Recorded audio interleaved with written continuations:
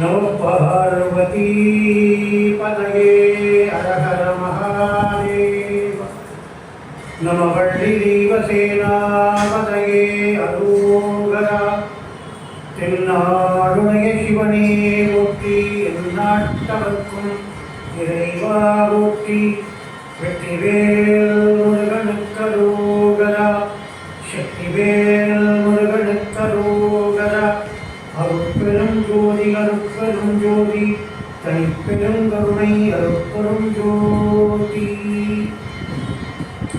உலகெல்லாம் உணர்ந்து ஊதற் கதிரவன் நிலவுலாவிய நீர்மறை வெளியம் அழகில் சோதியன் அம்பலத்துள் ஆடுவார் மலர்ச்சிலம்படி வாழ்த்தி வணங்குவோம்.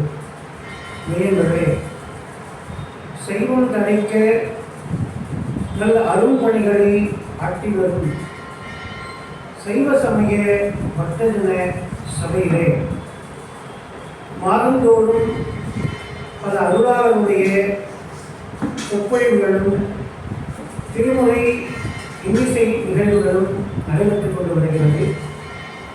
அந்த வகையிலே இன்றைய தினம் பங்குனி உத்திரம் சமீபமாக இன்றைய காலத்தில் கடந்து போனது. இந்த பங்குனி என்றாலே பங்குனி உத்திரம் விசேஷமானது. ஒவ்வொரு மாதத்திலே ஒரு நட்சத்திரம் விசேஷமானது. உதாரணமாக சித்திரைனா சித்ரா பௌர்ணமி, வைகாசினா வைகாசி விசாகம், ஆவணினா அவிட்டம், அதுபோல் ஆடினா பூரம். இது மாதிரி ஒவ்வொரு மாதங்களுக்கு ஒரு நட்சத்திரம் உச்சம் பெறுகிறது. அதே தான் பௌர்ணமி திதியானது சொல்லும். அதுபோல இந்த பங்குனி மாதம் என்கிற மாதமானது தமிழ் மாதங்களிலே கடைசி மாதமாக விளங்குகிறது. அந்த மாதத்தோடு இந்த வருடம் விடைபெற்று பராபவ என்கிற புத்தாண்டு சித்திரை மாதத்திலே பிறக்க இருக்கிறது. இந்த பங்குனி இருக்கிறதே, இதற்கு ஒரு தனிச்சிறப்பு ஒன்று என்ன அப்படின்னா, புரட்டாசியும் பங்குனியும் யமனுடைய கோழைப்பற்கள் என்று சொல்வார்கள். அதனால் புரட்டாசி மாதத்திலையும் பங்குனி மாதத்திலையும் ஆன்மீக வழிபாடு செய்ய வேண்டும். இறைவனுடைய திருக்கூட்டங்களிலே பங்கு கொள்ள வேண்டும். இறைவன் அடியாரோடு சேர்ந்து முற்றோதல்கள் நிறுத்த வேண்டும். இறைவனுடைய நாமத்தை விதிக்க வேண்டும். இறைவனுடைய வழிபாடுகளிலே கலந்து கொண்டு தரிசனம் செய்ய வேண்டும். இதெல்லாம் வகுத்திருக்கிறார்கள். இதான் புரட்டாசியில் பார்த்தீங்கன்னா சீனிவாச பெருமாளுக்கு கோவிந்தா கோவிந்தா என்று புரட்டாசி சனிக்கிழமை தோறும் வழிபாடு. பங்குனியில் நிறை பௌர்ணமியான உத்திர நட்சத்திரத்தில் இறைவனுக்கும் இறைவனுக்கும் திருக்கல்யாண வழிபாடு. இந்த பங்குனி உத்திர நாளில் தான் எல்லா இறைமூர்த்தங்களுக்கும் கல்யாண வழிபாடு என்பது நடைபெறுகிறது. ரங்கநாதர் ஆண்டாள் நாச்சியாரை திருக்கல்யாணம் என்பது பங்குனி உத்திரத்தில் தான். ராமர் சீதை திருக்கல்யாணம் என்பது பங்குனி உத்திரத்தில் தான். கிருஷ்ணர் ருக்மிணிய கல்யாணம் என்பது பங்குனி உத்திரத்தில் தான். சிவபெருமான் பார்வதியை ஈஸ்வரன் திருக்கல்யாணம் என்பது பங்குனி உத்திரத்தில் தான். முருகப்பெருமான் வள்ளி தேவசேனாபதியை தேவயானையை கல்யாணம் செய்து கொண்டது பங்குனி உத்திரத்திலே தான். தர்மசாஸ்திரா என்று போற்றக்கூடிய ஐயப்பனுடைய கூத்த அவதாரம் ஸ்ரீதர்ம சாஸ்தாவுக்கு பூர்ணாக்களா என்று 2 பேர் அணிமார்கள் வந்து அவருடைய திருக்கல்யாணம் உள்ளது. சாஸ்தா திருக்கல்யாணம் பங்குனி உத்திரத்தில் தான். மீனாட்சி திருக்கல்யாணம் பங்குனி உத்திரத்தில் தான். இப்படி எல்லா தெய்வ திருமணங்களும் பங்குனி உத்திரத்திலேயே நடைபெறுவதற்கு காரணம், இந்த பங்குனி உத்திரம் என்பது மங்களத்தை தரக்கூடிய கல்யாண வரத்தை தரக்கூடிய நாளாக அமைகிறது. அந்த வகையில் சமீபத்திலே சொல்கிற அந்த பங்குனி உத்திரத்தை முன்னிட்டு சீதா கல்யாணம் என்கிற அந்த வைபவத்தை இன்றைய தினம் நாம் அனுபவிக்க இருக்கிறோம். இந்த சீதா கல்யாணம் எப்படி நடந்தது அப்படின்னா, விஸ்வாமித்ர மகரிஷி என்கிற முனிவர் ஒரு யாகம் செய்ய போகிறேன் என்று தசரவனிடத்தில் உன் பிள்ளையில மூத்தவனாக இருக்கக்கூடிய வீரராகவனை என்னோடு வனத்திற்கு அனுப்ப வேண்டும். நான் 10 நாள் அதை ஒரு வேள்வி செய்ய போகிறேன். அந்த வேள்வியை அசுரனிடத்திலிருந்து காப்பாற்றுவதற்கு ஒரு போர் வீரர் வேண்டும், அதனால் அனுப்பணும் அப்படின்னு கேட்டான். இவரே பராக்கிரமசாலி விஸ்வாமித்திரர். பலமுறை தபஸ் செய்து வசிஷ்டரோடும் பல தேவர்களோடும் யுத்தம் செய்து வெற்றி பெற்றவர். அப்பேற்பட்ட விஸ்வாமித்திரர் தன்னுடைய யாகத்தை காப்பாற்ற ஒரு சின்ன குழந்தை வீரராகவனை 12 வயசாவது ராமனுக்கு தசரத குமாரனுக்கு அவர் போய் கூப்பிடுறாரு அப்படின்னு நமக்கு சந்தேகம் வரும். காரணம் என்னன்னா, ஒரு வேள்வி என்பது செய்கிறவர் வேள்வி ஆசிரியர் காப்பு கட்டுதல் என்கிற ஒரு நாணய மங்கள அணிகலனை கட்டிக் கொள்வார்கள். அது கட்டிய பின்புதான் வேள்வி செய்கிற தகுதி என்பது அவருக்கு போதும். அப்படி அந்த கட்டியாச்சுன்னா வேள்வி முடிகிற வரையில் அவர்கள் எந்த உயிருக்கும் தீங்கு நினைக்கக்கூடாது. வள்ளுவார் அதுதான் சொல்றார், ஆவியற்கெல்லாம் நான் அன்பு செய்ய வேண்டும் என்பதுதான் வள்ளுவாருடைய வாக்கு. எல்லா உயிருக்கும் அன்பு செய்ய வேண்டும்.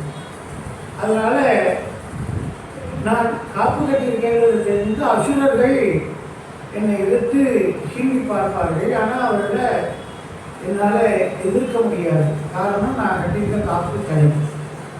அதனால பிள்ளை அனுப்புவாங்க. தசரதனுக்கு 4 பிள்ளைகள். ஒரு பிள்ளை இல்லையேன்னு விசேஷிக்கிறதுக்கு கேள்விப்பட்டார். புத்திரகாமேட்டி யாகம், அஸ்வமேத யாகம்னு 2 யாகம் பண்ணார்.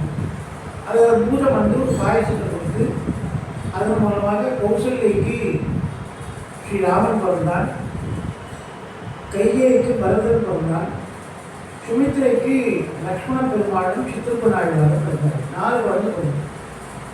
அதெல்லாம் சொல்லுவாங்க, சுவாமி கிட்ட நாம் ஒரு வேண்டுதல் வச்சோம்னா நாம் ஒன்று கேட்டால் சுவாமி 4 கொடுப்பார் அப்படின்னு சொல்லுவார். அவையார் கூட சொல்லுவார், பாலும் தெரிந்தேனும் பாலும் மறுப்பும் இவை 4 கலந்துணக்கு நான் சொல்வேன் போலும் உங்கக்கரை கொடுத்திருக்கும் மணியே எனக்கு சங்கத்தமிழ் 3 கொடுத்தா. பிள்ளை யாருக்கும் அவன் பிள்ளை. அவரை ஏமாத்துறதுக்காக நான் 4 தரேன், நீ 3 கொடுத்தா போதும் அப்படின்னு. நான் 4 தின்பண்டங்கள் தரேன், எனக்கு சங்கத்தமிழ் 3 மட்டும் கொடுத்தா போதும், 4 3 கொடுத்தா போதும்னு ஏமாற்றி பெற்றாலும் இணையமாக ஒரு பாடல் சொல்லுவாங்க. ஆனால் இறைவனுடைய அளப்பட கருணை என்னன்னா, நம்ம 1 கேட்டால் அவர் 4 கொடுப்பார். தசரதன் தனக்கு பின்னால இந்த ராஜ்யத்தை ஆழ்வதற்கு ஒரு இளவரசன் வேண்டும், அதற்கு ஒரு மகன் வேண்டும்னு ஒரு குழந்தை வேணும் பிரார்த்தனை பண்ணார். ஆனால் 4 குழந்தையை கொடுத்தார். கொடுத்த உடனே 4 பேருக்கும் வசிஷ்டர் ராமதேவர் 64 வேள்வி கலைகளையும் கற்றுக் கொடுத்தாரு.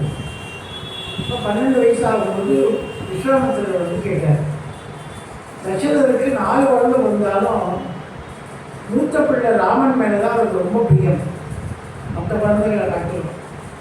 அதிலும் பார்த்தீங்கன்னா ராமன் இருக்கிற இடத்துல லக்ஷ்மணன் இருப்பான். ராமன் பின்னாடியே போவான், அவருக்கு என்ன வேணுமோ அதை மட்டும் செய்வான், மற்ற வாழை கவனிக்க மாட்டான். பரதன் இருக்கிற இடத்துல சத்ருகனன் இருப்பான், பரதனுக்கு என்ன வேணுமோ செய்வான், மற்ற வாழை கவனிக்க மாட்டான்.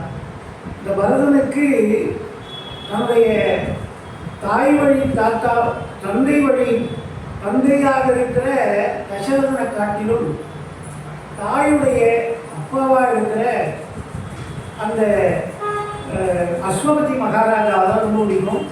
அவர் கேகே தேசத்துக்கு ராஜா. அதனால் எப்பவும் அந்த தாத்தா வீட்டுக்கு போடுவார். அப்பா கூட இருந்ததே இல்லை பரதன், அவர் போகிற போது கூட சத்ருகுணம் போடுவார். ஆனால் தசரதன் கூட பரதன் சத்ருகுணம் இருந்ததே கிடையாது.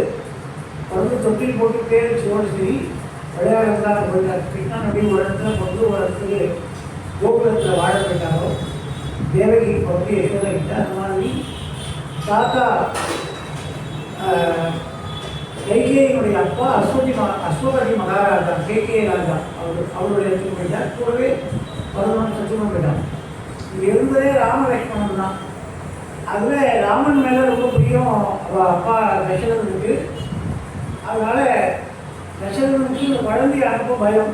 காட்டுக்கு போய் முதல்ல 12 வயசு குழந்தைய தனியாக இப்படி அனுப்புறது கூட இவர் பாட்டுக்கும் தியானம் பண்ணுறேன் தவஸ் பண்ணுறேன் கண்ண முடியும் இருக்கும்போது ஏதாவது மிருகங்கள் வந்து அடிச்சாதான் பண்ணுறதுன்னு ஒரு வாத்சல்யம் குழந்தைகள் மேலே அப்பா அம்மாவுக்கு இருக்கிற அந்த அன்பு பரிவு பாசம்.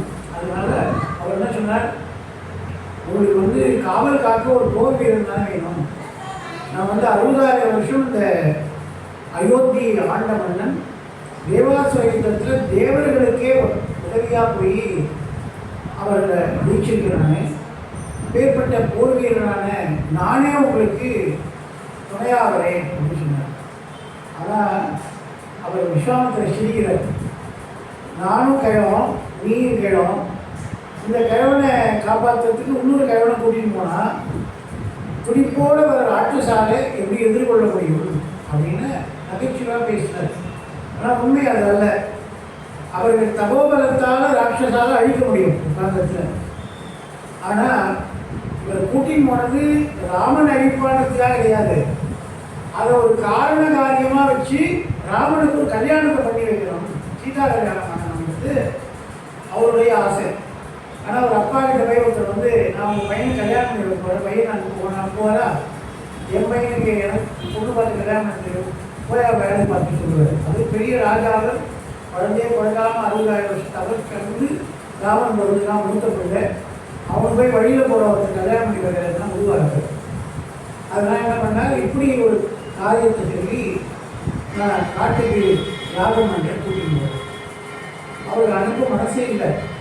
அவர் சொல்கிறார் நான் வரேங்கிறார், அப்புறம் லக்ஷ்மணன் அனுப்புகிறார், பரதன் அனுப்புகிறார், சத்ருவன் அனுப்புகிறார், மந்திரிகள் அனுப்பு எல்லாரும் சொல்கிறாங்க. ராமன் பேர் மட்டும் வரல. ஆனால் விஸ்வாமித்திரர் சொன்னார் எனக்கு யாருமே வேண்டாம், ராமன் மட்டும்தான் வேணும். அனுப்ப முடியுமா முடியாதான் கோபமாக கேட்டார். அப்போ வசிஷ்டர் சொன்னார், அவர் தான் குலகுரு.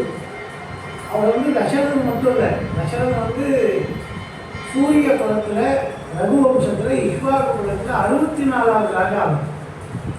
ஆனால் அந்த 64 ராஜாவுக்குமே குலகுரு யாருன்னா வசிஷ்டர் தான். அப்படின்னா அவர் எவ்வளோ வயசு இருப்பார்? முதல் வைவஸ்வத மனு பிரம்மா படித்தார். அவர்கிட்டேருந்து ரவி என்கிற சூரியன் பிறந்தான். ரவி குலம் சூரிய குலம். அவர்கிட்ட ரகுன்னு அப்படி வரிசையாக வந்தார். அதில் 63வது ராஜா அஜன் மகாராஜா, அவருடைய பிள்ளை தசரதன், அவர் பிள்ளை ராமன்.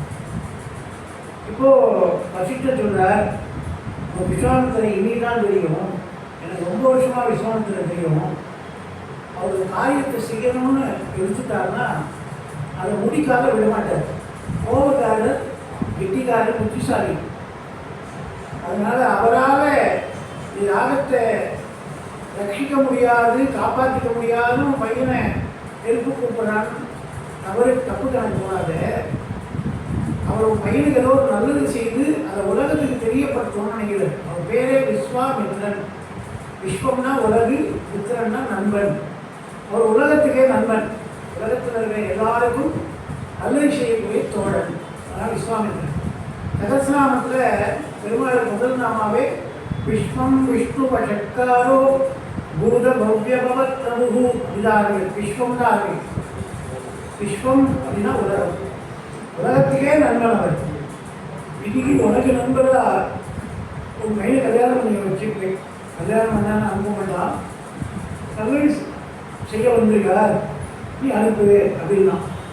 இப்போ இத்தனை பேர் சொல்லாத கேட்காதவன் குலகுரு சொன்னால் கேட்டான்.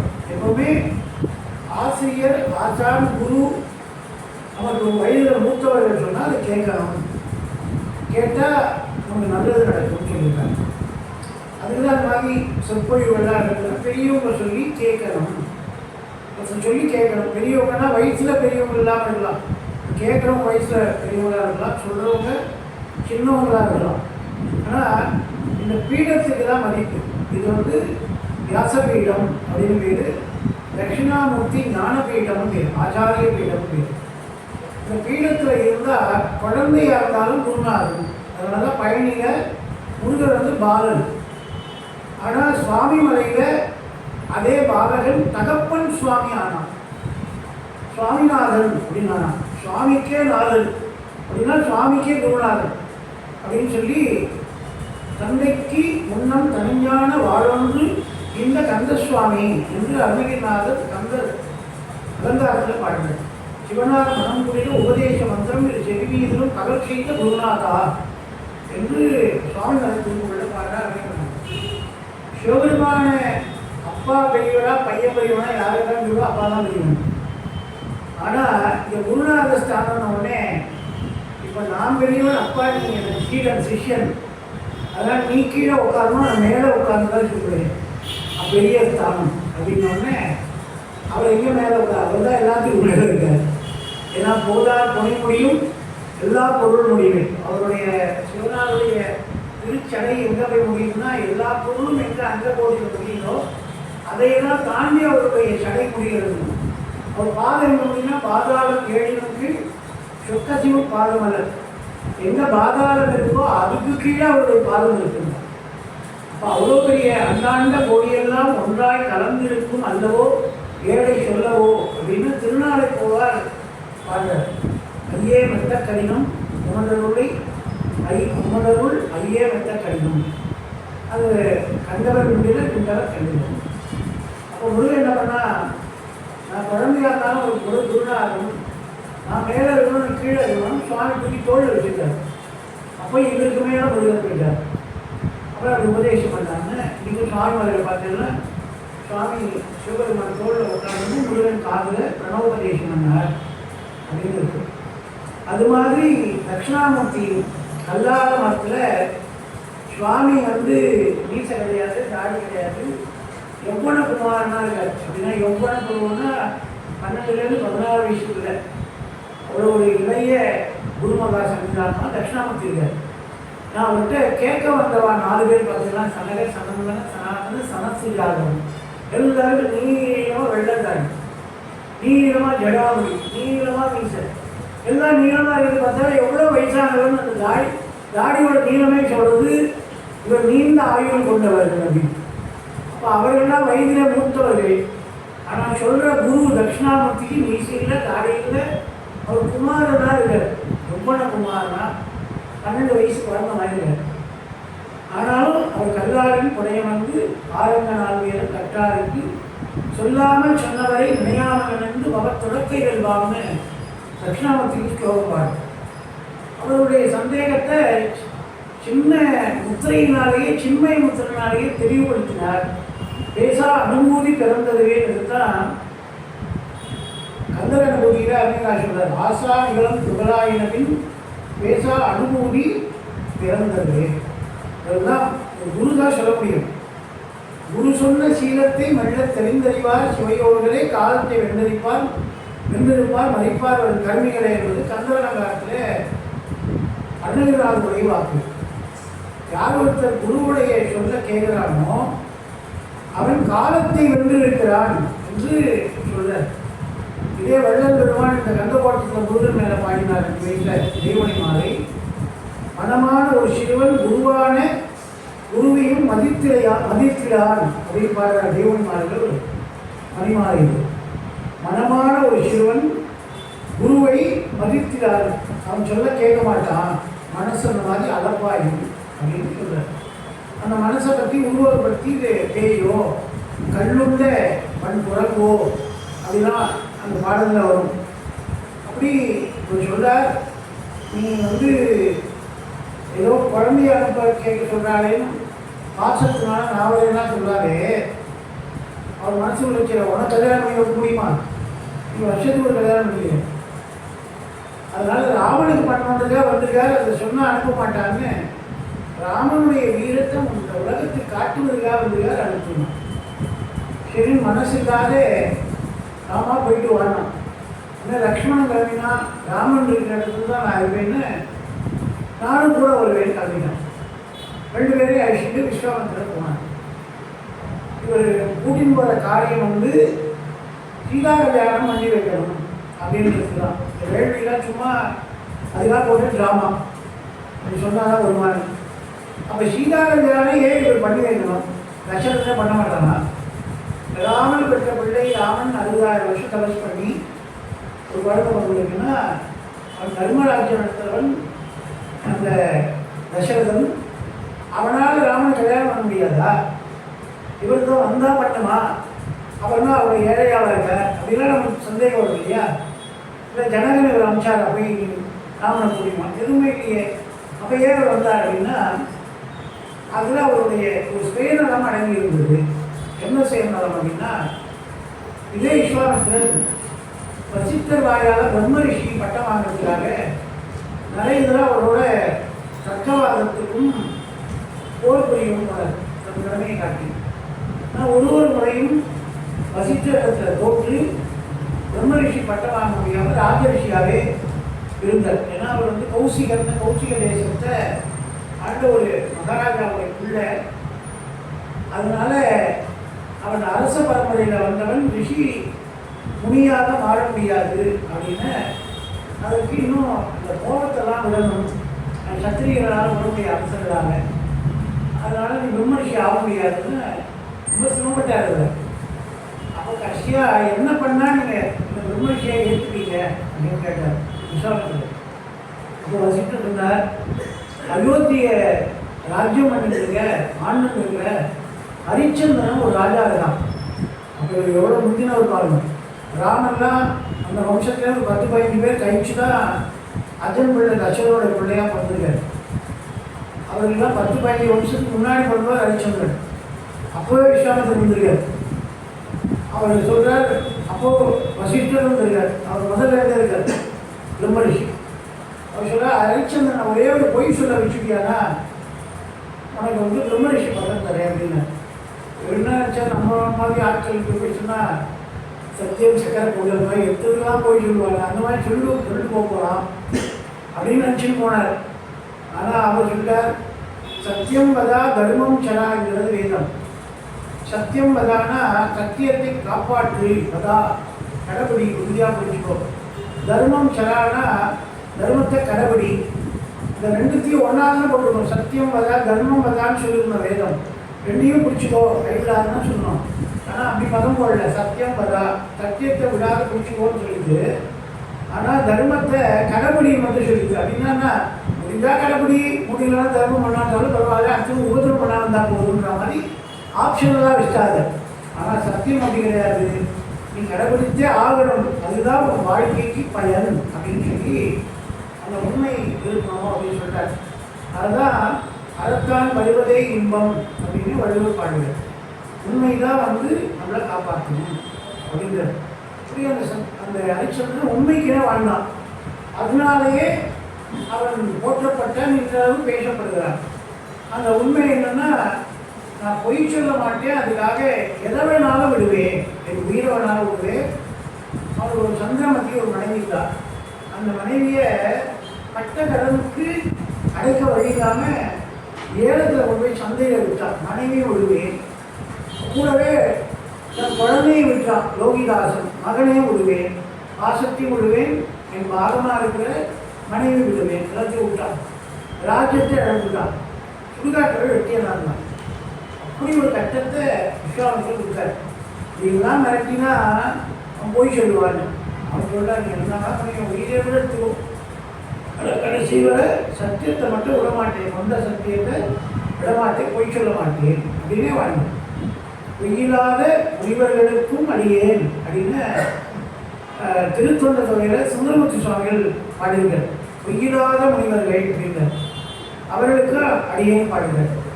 அது மாதிரி பொய்யில்லாத வாழ்ந்தவன் ஹரிச்சந்திரன். ஆனால் இவர் பண்ணது பாவம். ஒரு தம்பதியை பிரித்து வச்சார். அவருக்கும் விஸ்வாமித்திரருக்கும் எந்த வாய்க்காலுக்கு தகராறும் இல்லை. இவர் சொத்தை ஏதாவது பிடிங்கினாரா, இவர் பட்டினி போட்டாரா, ஜெயிலில் போட்டாரா, இவர் ஒன்றுக்கு வந்தாரா, இவர் தண்டிச்சாரா, எதுவுமே பண்ணல. அவர் பாட்டுக்கு ஒரு மனைவியோட அன்பா தர்மராஜ்யத்தை அயோத்தி ஆண்டுகிறார். ஆனால் இவர் டாக்டரேட் பட்டம் வாங்கிறதுக்காக, பிரம்ம ரிஷி பட்டம் வசிஷ்ட வாயில வாங்கிறதுக்காக அவரை போய் செய்தினார். அது மாதிரி பிற உயிர்களுக்கு வந்து ஊறு செய்தால் உள்வினை உறுத்து வந்து உருட்டும் என்று நம்முடைய தர்மங்கள் நம்ம சொல்கிறது. அதுதான் விதி, தலைவிதின்னு சொன்னாங்க. விதி அந்த விதி என்னாச்சுன்னா அவருக்கு பிரம்மகத்தி தோஷம் வந்தது. ஏன்னா அந்த பையன் வந்து பாம்பு தீண்டி லோகிதாசன் இறந்து போனான். இவர் பிரிச்சதுனால தான் அந்த பையன் அம்மாவோட காட்டுக்கு போனால் வேலைக்காரியாக இருந்தால் அவன் கர்ப்பப்பொருள் கொடுக்க போனால் பாம்பு கடிச்சு இறந்து போனான். அப்பா கிட்டேருந்து மனைவியை முதல்ல பிரித்தால் குழந்தை இறந்து போனான். இந்த 2 பழி அவர் மேலே விழுந்துச்சு. ஒரு நல்ல குடும்பத்தை பிரித்த பாவம், ஒரு கணவன் மனைவியை பிரித்த பாவம். அந்த பாவத்தை போகணும்னா அதுக்கு ஒரே வழி, எந்த தீர்த்தங்களில் போய் நீராடினாலும் போகாது. அதுக்கு ஒரே வழி என்னன்னா, இன்னொருத்தர கணவன் மனைவியாக சேர்த்து வைக்கிற கல்யாணம் பண்ணி வைக்கணும். அது பண்ணால் மட்டும்தான் இந்த பாவம் நிவர்த்தியாகும். அவ்வினைக்கு இவ்வினையாம் என்றையும் அத்தறிவி உய்வினை வந்தம்மை உய்வினை நாடாதிருப்பதும் உந்தமக்கு உணவன்றே. செய்வினை செய்து எம்பிரான் செய்வினை செய்து எம்பிரான் கடல் நாடுகும் நாமடியும் தீவினை வந்து நந்தம்மை திண்டப்பெறா திருநீலகண்டம் என்பது ஞானசம்பந்தருடைய வாக்கு. சம்பந்தர் சொல்றார், நான் அத்தை பண்ணேன் அதனால் இது வந்தது, இத்தை பண்ணேன் அது வந்ததுன்னு சொல்றீங்க. ஆனால் இதுக்கு உண்மையான பிராயத்தை என்னன்னு உங்களுக்கு எதுவுமே தெரியல யாருக்குமே. இதையெல்லாம் போக்குற ஒரே ஒரு வழி இருக்கு. திருநீலகண்டத்தை மறவாதவர்கள் அவனுடைய நாமத்தை தினம் சொன்னீங்கன்னா உங்களை கெட்ட வினை தீண்டவே தீண்டாது. இந்த கெட்ட நினைப்போடாது அடுத்த குடும்பத்தை கெடுக்கணுன்ற எண்ணமே முதல்ல வராது.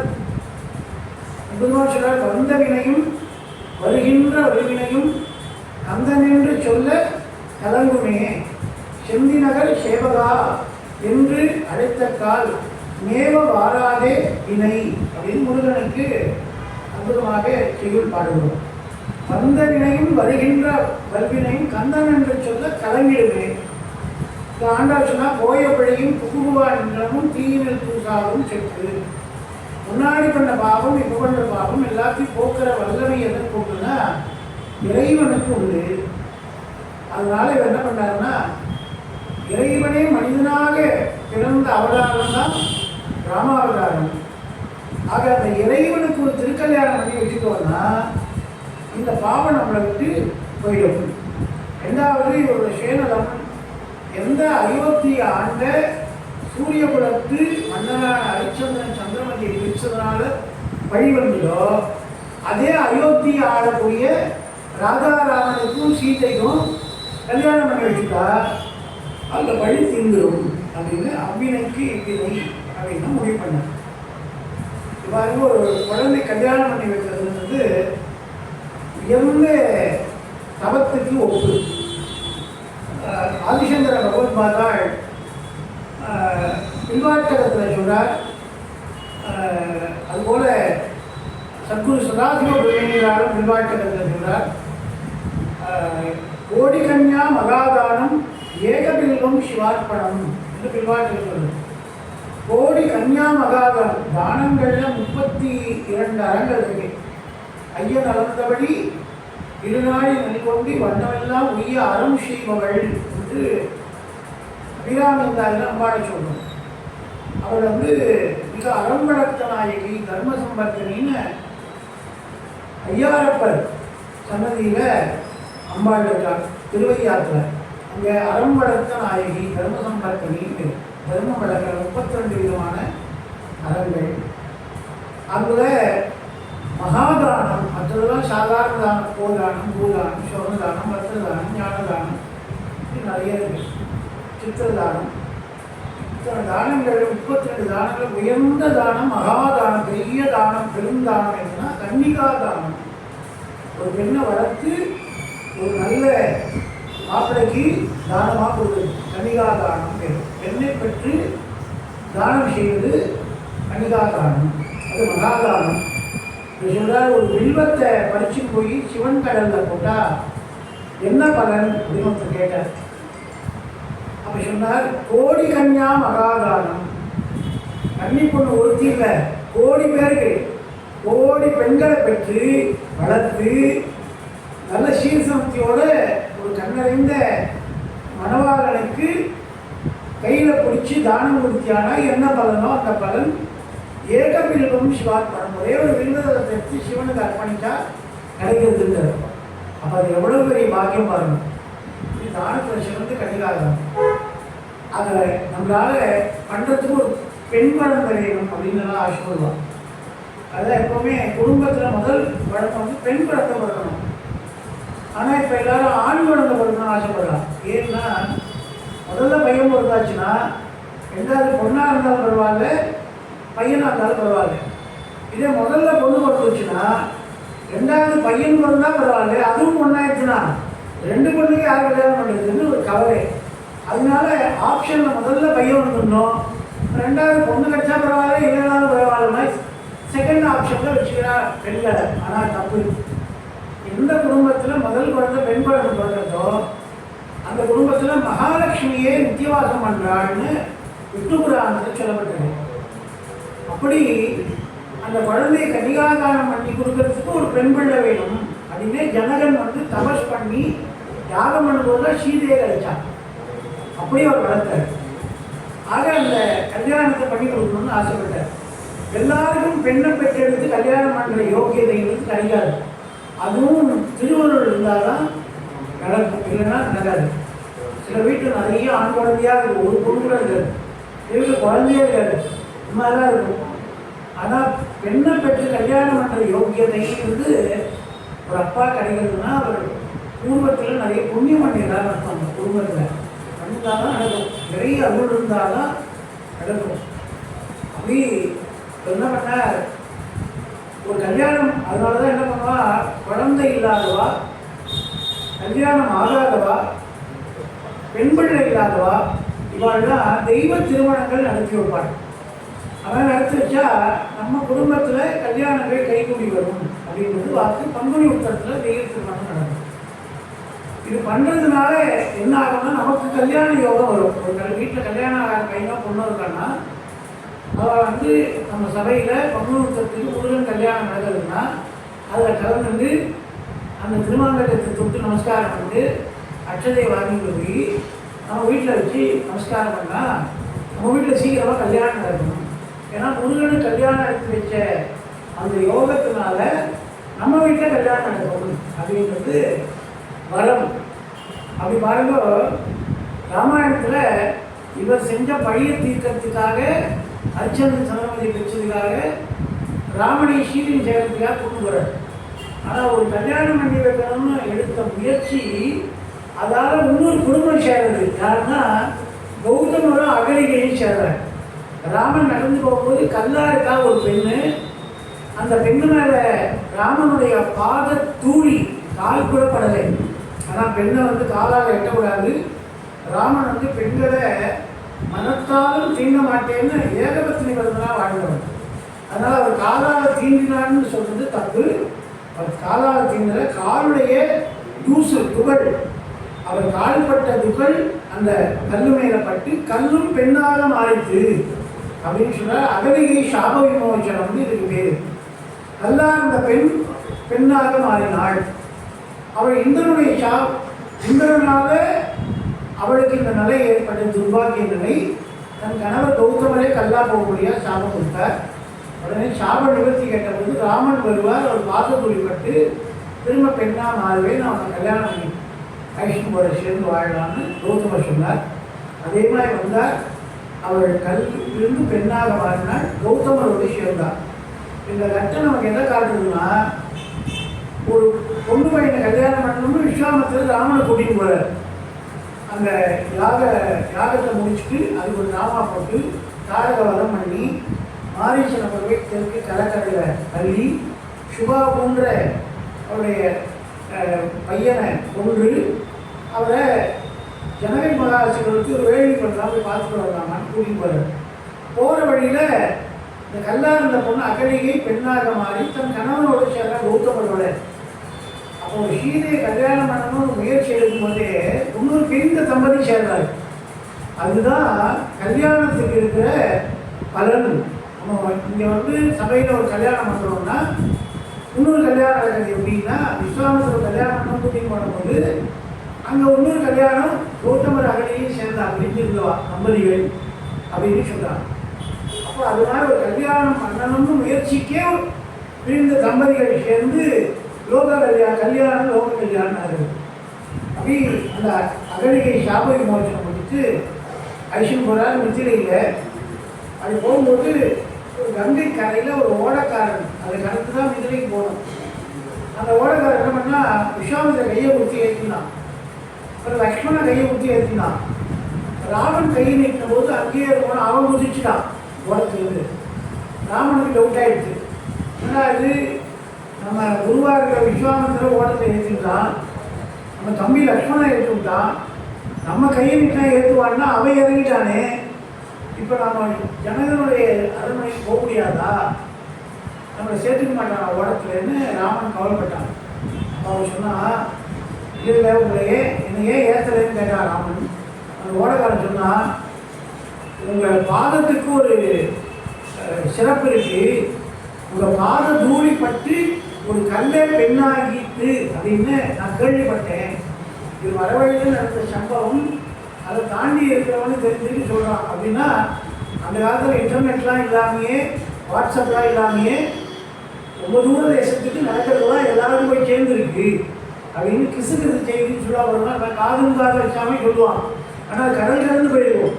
அது மாதிரி இவனுக்கு போயிருக்கு. அவன் சொல்கிறான், ராமாவுடைய பாத தூளிப்பட்டு ஒரு கல் பெண்ணாச்சுன்னா ஒன்று அப்படியே ஏற்றினா அவன் கால் பட்டு இந்த ஓடம் பெண்ணாயிடுச்சுன்னா நான் இதை வச்சு தான் எனக்கு சாப்பாடு, இதில் வர வருமானம் வச்சு தான் கொண்டாட்டி பிள்ளையோட நல்லா இருக்கேன். இது ஏற்கனவே ஒரு சம்சாரம் இருக்கா, இதுவும் கொண்டாடிச்சுன்னா 2 சம்சாரத்தை வச்சு என்னால் குடும்பம் தர முடியாது, அதுவும் ஓடம் இல்லாத சம்பாதிக்க முடியாது. அதனால நீ அப்படியே ஏறக்கூடாது, உன் காலை தூச்செல்லாம் நல்லா அலம்பிட்டு அப்படியே ஏற்றிக்கிறேன், இல்லைன்னா என் ஓடம் பெண்ணாயிடணும் அப்படின்னா ராமனுடைய பாதத்துக்கு எவ்வளோ அடங்கு. அது விஸ்வாமித்திரர் சொன்னார், கைவண்ணம் இங்கு கண்டேன் கால்வண்ணம் அங்கு கண்டேன்னா. கைவண்ணம்னா நாடக வதத்தில் ராமா அவளை பொண்ணுன்னு நினைக்காதே, அவளை அடக்கி அவளை நீ வானம் விட்டு கொல்லுன்னொடனே உங்களை அப்பாவாக நினச்சி சொல்லி எங்கள் அப்பா தசரதன் அனுப்பியிருக்கான், அதெல்லாம் விஸ்வாமித்திரரே நீ சொன்னால் கேட்பேன்னு அதுக்கு அப்பா மாதிரின்னு நாடக வதம் பண்ணான். ராமன் முதல்ல என்ன நினச்சா, முதல்ல பொண்ணு கட்டியாவே வீரத்தை காட்டுது, முதல்ல ஒரு பெண்ணை கொள்றோம் அப்படின்னு ராமன் ஃபீல் பண்ணான். ஆனால் பாருங்க, ஒருத்தர் நாம் எதை செய்கிறோமோ அதெல்லாம் திரும்ப திரும்ப நடக்கும். எப்பாவும் தற்பவத்தின்வா வேதம் சொல்லுது. ராம அவதாரத்தில் முதல் வதம் வந்து ஒரு பெண்ணான தாரகை வதம் பண்ணான். அது குருவுக்காக பண்ணியிருந்தா கூட சரி, முதல்ல பண்ண வதம் பெண் தானே. அதனால் அடுத்து கிருஷ்ணாவதாரத்துலையும் முதல் வதமாக கிருஷ்ணன் பண்ண வதம் பார்த்தீங்கன்னா ஒரு பெண்ணை தான் கிருஷ்ணன் வந்து வதம் பண்ணுறான். அங்கே பூதனை அப்படின்ற ஒரு பெண், அவளை கம்சன் ஏவர மாமா கம்சன் கிருஷ்ணனை கொண்டு வர சொல்லி கிருஷ்ணன் வந்து பால் குடிக்கிறா போலே ஒரு உயிரை வாங்கி கொண்டான் அப்படின்னு பத்திரிகாசிரம திருவாய்மொழியில் ஆழ்வார் பாடுகிறார், திருமங்கை ஆழ்வார். அது மாதிரி இங்கே என்ன ஆச்சுன்னா, இவங்களுக்கு தெரிஞ்சிருக்கு அவன் காலை நம்பி ராமனை கூட்டிகிட்டு போகிறான். அவன் நல்லா மிதிலைக்கு போனான். போனதும் சீதை வந்து உப்பரிகளை நின்றுதான். முன்னாடி லக்ஷ்மணன் வீல எடுத்துன்னு முன்னாடி நடந்து போகிறான். நடுவில் விஸ்வாமித்திரர் போகிறார், அவருக்கு பின்னால் ராமன் போகிறான். அது போகும்போது மேலிருந்து சீதை பார்க்குறா, அண்ணனும் நோக்கினாள் அவளும் நோக்கினாள் இப்படி கம்பர் சொல்கிறார். சீதை மேலேருந்து பார்க்குறாள், கீழே ராமன் கீழே இருந்து சீதையை பார்க்குறாள். அவளை வந்து கற்பு என்கிற அந்த 4 வகை பெண்ணுக்கான இலக்கணப்படி ராமன் பார்க்கும்போது சட்டுன்னு தன்னுடைய கண்ணை தாழ்த்தி கொண்டு, பூமாதேவியுடைய பொண்ணுதானே சீதை, பூமியை கட்டவர்களாக நீ அலைந்து கொண்டிருந்தான். ராமன் வந்து பார்க்காத போது ராமன் சட்டுன்னு பார்க்குறான். பார்த்த உடனே சீதை ஏதோ பன்றாடை காலால் கோலம் போட்டுருந்தான். நிறைய பேருக்கு சும்மா உட்கார்ந்துருக்கிறது ரொம்ப கஷ்டம். ஆண்களாக இருந்தால் இந்த வேட்டி இருந்தால் வேட்டியோட துணியை விற்றுக்கிட்டே இருப்பாங்க. அது சில பேருக்கு அது மாதிரி ஒரு பழக்கம் இருக்கும். இல்லைன்னா இந்த கை நகத்தை போட்டு கழிச்சிட்டே இருப்பாங்க. இல்லைன்னா மீசி பிடிச்சி அப்படி நோட்டிகிட்டே இருப்பாங்க. அது ஒரு முடியாக வந்து பிடிச்சி பிடிச்சி அங்கங்கே விட்டு போயிருக்கும். அப்படியே அது அந்த டென்ஷன் ஆனால் ஏதாவது பண்ணணும்னு வாய் பண்ணுவாங்க. சில பேர் காது போட்டு தூக்கிட்டே இருப்பான். அது மாதிரிலாம் வழக்கம். பெண்கள் வந்து சில பேருக்கு மேனரிசம், இந்த கூந்தலை எடுத்து அந்த கடைசி முடி அப்படி சுற்றிட்டே இருப்பாங்க கையில். அது மாதிரி புடவை தரப்பை எடுத்து சுற்றிட்டே இருக்காது. இல்லைன்னா அந்த புடவை எடுத்து இப்படி இப்படி பண்ணிட்டே இருப்பாங்க. சில பேர் நம்ம உழை போட்டு அழுதா மாதிரி, எல்லாம் கூட போகிறது திரௌபதி சேலை வளர்ந்த மாதிரி. அதெல்லாம் அவங்களுடைய மேனரிசம். அதான் என்னென்னா சும்மா இருக்க முடியாது. இது வந்து நான் சொல்லலை, வள்ளலார் சொல்ல, மனமான ஒரு சிறுவன் சும்மாவிதான் குரு சொல்லை மதிக்கிறாங்க. அவங்க ஒரு நிமிஷம் கூட இந்த மனசு சும்மா இருந்தால் பிடிக்காது. நம்ம ஏதாவது ஏறிலே இருக்கும், வேலை வேலை அது பண்ணுற சேட்டை தான் இது. அதனால தான் வள்ளலார் இன்று வருமோ நாளை வருமோ மற்றென்று வருமோ அறிகின்றே துன்றும் அளவென்மாயிரத்து வெளிக்குள் வெளிகலந்து சும்மாவிருக்கும் சுகங்கள். ஒருவேளை இந்த கையகால வச்சுட்டு எதுவும் நோண்டாமல் சும்மா இருக்க ஒருத்தர் பழகிட்டாருன்னா அவர் மெச்சூரிட்டி ஆகிட்டாருன்னு அர்த்தம். அவருக்கு சித்தி வந்துருக்கு, ஓரளவுக்கு ஞானம் தலைப்பட ஆரம்பிச்சுட்டு தெரிஞ்சுக்கணும் அப்படின்றார். அது இல்லாத வரையில் இவன் இன்னும் மெச்சூரிட்டி அடையலே அப்படின்னு தான் எடுத்துக்கணும். அப்போ சீத காலால் அப்படின்னும் மண்ணை அழுதுகிட்டே இருந்தார். உடனே ராமன் பார்த்தா பெண்களுக்கே இருக்கிற அந்த குணம் காலை போட்டு மாறணும். ஆனால் அது இல்லை. அதுவே சொல்லுவா பெண்குட்டி அப்படின்னா ஏதாவது ஆசைப்பட்டு வாங்கிட்டு பின்னாடி அதை கடன் அடைக்க முடியாமல் பின்னாடி வருஷப்பெல்லாம் பெண்குட்டி அப்படின்னா அது இல்லை அர்த்தம். என்ன அர்த்தம்னா அவங்களுக்கு தான் ஃப்யூச்சர் சென்ஸ்ன்னு சொல்லக்கூடிய பிற்காலத்தில் நடக்கிறதையும் சிந்திக்கிற அறிவு பெண்களுக்கு உண்டு, ஆண்களுக்கு கிடையாது. அன்னைக்கு சாப்பாடு கட்சிச்சுன்னா அதே சாப்பிட்டு மகாநித்ரா ஓடுனா நல்லா தூங்கினா போதும் போயிடுவாங்க. இல்லைனா துண்டை வந்து தோழலை போட்டு கிளம்பிடுவான். ஆட்சி ஆலோசனை போல பொண்டாட்டியில் பிள்ளைகளேன்னு போகிறதுனா கிளம்பிடுவாங்க. ஆனால் 1 மணி நேரம் ஊர் சுற்றி திரும்பி வீட்டுக்கு தான் வரணும். அது மாதிரி ஆண்களுக்கு வந்து வீராப்பு உண்டு, பின்புத்தி என்ற கிடையாது. பின்னாடி என்ன ஆகுவோம், அப்படி உதவிட்டு வரணுமே, நாளைக்கு யார் சோறு போடுவான்னு யோசிக்க மாட்டாங்க. ஆனால் பெண்களை யோசிக்க மாட்டாங்க. அதெல்லாம் பாருங்க, ஒரு அருந்ததி, ஒரு நலாயினி, ஒரு சாவித்ரி, ஒரு சந்திரமதி, இவர்களெல்லாம் காலனியே ஜெயித்து தன் கணவனை காப்பாற்றினவர்கள் அப்படிங்கிற பட்டியலில் வராங்க. அப்படின்னா பெண்களுக்கு நடக்க போதுலாம் முன்னாடியே தெரியுது. அப்படி அந்த சீதை என்ன பண்ணானா, இவர் தான் என்னுடைய கணவனாக வரப்போறாங்கிறது அவளுக்கு தெரிஞ்சிச்சு. ஸ்ரீராமச்சந்திர ஸ்திதபாரிஜாத சமஸ்த கல்யாண குணா அபிராமன் சீதா முகாம்போருக சஞ்சரிக நிரந்தரம் மங்களம் மாத்தனோத்துன்னு வால்மீகி ராமாயணத்தில் பாடுறாரு. ராமனுக்கு சீதை, சீதைக்கு ராமன்னு இது எழுதி வச்சு வந்து பிறந்திருக்கா அவதாரம். அவதான் எடுத்துன்னு வந்த அவதாரம் இது. ஆனால் அவளுக்கு தெரியாமல் இருக்குமா? அதனால என்ன பண்ணா, ராமா நீ பாட்டுக்கும் மனுஷன் ஒன்று நினைச்சுட்டு இருக்கேன், ஆனால் தெய்வம், நான் வந்து உன்னுடைய மகாலட்சுமி, நீ அந்த கல்யாணம் நினைக்கணும், அதை ஞாபகம் இல்லாமல் நீ பாட்டுக்கும் எல்லாம் விஷமத்தனம் பண்ணிட்டு போயிட போறே. இந்த வில்லை நீ தான் பொறிக்கணும், யாராலும் முடிக்க முடியாது. ஏன்னா அப்படி ஒரு வில் வந்து ஜனகமகா சக்கரவர்த்தி பூஜையில் அறையில் வச்சு பூஜை பண்ணியிருக்கான். அந்த வில்லு வந்து ஜனகனுடைய முப்பாட்டனார் வரிசையில் 5வது தலைமுறை ஜனகன் பூஜை பண்ணுறான். இவருக்கு 5 அப்பா தாத்தா பொண்ணு தாத்தா எழுது தாத்தா இப்படிலாம் 5 தலைமுறை முன்னாடி தேவராஜனும் தந்தார். அந்த தேவராஜருக்கு சிவன் கொடுத்த வில் அது. அது பேர் பினாகம்னு அர்த்தம். பினாக அஸ்தாயே அப்படின்னு சிவனுக்கு நாமாவது உண்டு. சகஸ்நாமத்தில் பினாக பாணி அப்படின்னு சொல்லி சிவனுக்கு உண்டு. திருப்பதி சமுதாயத்தின் போது அட்டவீரட்ட தலங்களில் ஒன்று திருவதிகை வீரட்டம். இதெல்லாம் அப்பர் பெருமானை ஆண்ட தலம். அங்கே திரிபுராந்தக சமுதாயம் மன்னர் திரிபுரம் எரித்தார். முப்புறம் எரிசீத அச்சிவன் உரையிடம் அச்சது பொடிசீத அபிஜீரான திருப்புகழில் அருணகிரியாக பார்த்தார். முப்புறத்தை எரித்தான் சிவபெருமான். திரிபுராந்தகர் அந்த அம்பாவை பேர் திரிபுர பைரவி அப்படின்னு பேர். அந்த சமயத்தில் முப்புறம் எரிக்க பயன்படுத்திய வில் அது பினாகி அப்படின்னு பேர். அந்த வில்லுக்கு சிவன் பயன்படுத்தினார். தனுசுனா வில்லு, சிவன் பயன்படுத்தினார் சிவன் தனுசு பேர். அந்த சிவதனுசை நிமி வம்சத்தில் வந்தவன் ஜனக மகா சக்கரவர்த்தி. சூரிய வம்சத்தில் வந்தவன் தசரதன். அந்த நிமி வம்சத்தில் வந்து தேவராஜருக்கு பூஜிக்கிறதுக்காக சிவனே கொடுத்தார். அதை அவர் பூஜை பண்ணி அவர் பிள்ளைன்னு இப்போ ஜனகன் பூஜை பண்ணிட்டு தான் 5வது தலைமுறை தேவராஜருக்கு. அந்த வில்லு வந்து எவ்வளோ பெருசு இருக்கும்னா 5000 யானைகள் சங்கிலி கட்டி இழுத்தாதான் அந்த வில்லு இருக்கிற தேரை கொஞ்சம் நகர்த்தவே முடியுமா அப்படின்னா அது எவ்வளோ கனம் இருக்கும் பார்க்கணும். அதை எடுத்து வளைச்சி முடிக்கணும். ஏன்னா இப்படி ஒரு கஷ்டமான ஒரு போட்டி ஜனகன் வச்சா என்ன டவுட் வரும். இப்போ 5 வயசு குழந்தையா சீதை இருந்தபோது சீதை ஒரு தாய் வயிற்றில் பிறந்த குழந்தை இல்லை. ஆனால் ராமர் வந்து கௌசலை அப்படின்ற தாய் பாயசம் குடிச்சு அதால் 12 மாதம், நாமெல்லாம் 10 மாதம் 9 மாதம் 8 மாதம், இப்போல்லாம் 4 மாதம் 2 மாதம்லாம் வந்துடுச்சு. ஏன்னா டெஸ்ட் டியூப் பேபின்னு வந்துடுச்சு.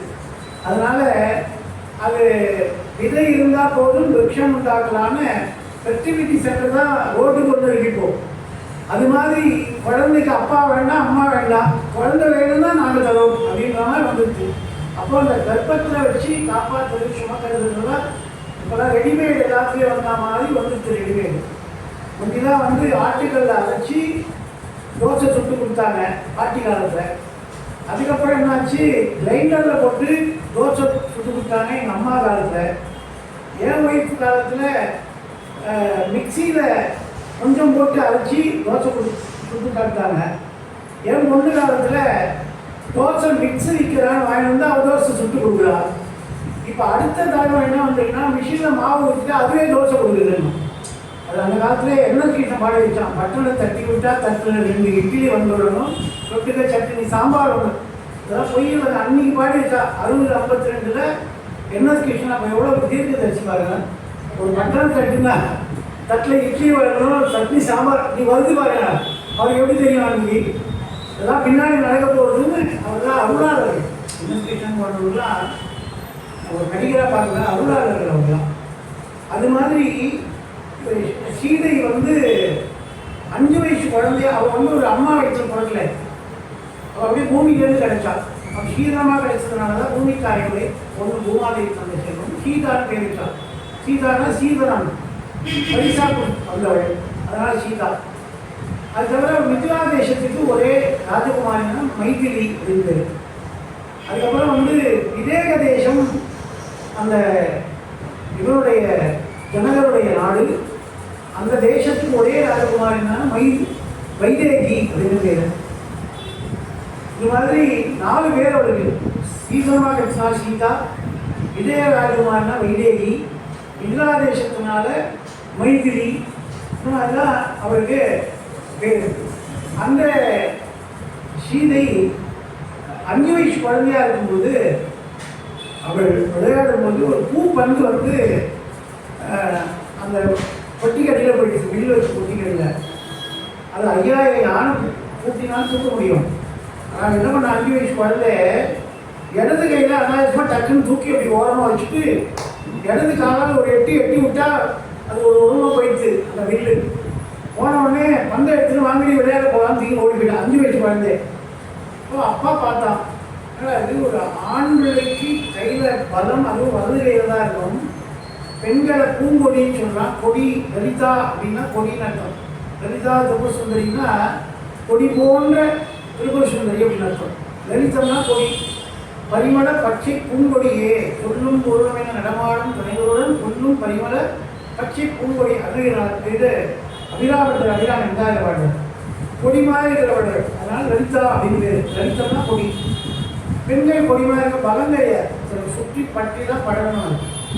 ஆனால் அவள் இடது கையில் இந்த வில்லை 5000 யானை பலம் கொண்ட ஒரு வில்லை எடுத்து அந்த பொட்டி இடது காலில் வீசுறான்னா இவளுக்கு கல்யாணம் பண்ணி வைக்கிற ஆண் மகள் இவளுக்கு ஈக்குவலண்ட்டாக வீரம் உள்ளவனாக இருக்கணும் அப்படின்னு அப்பயே நினச்சார்.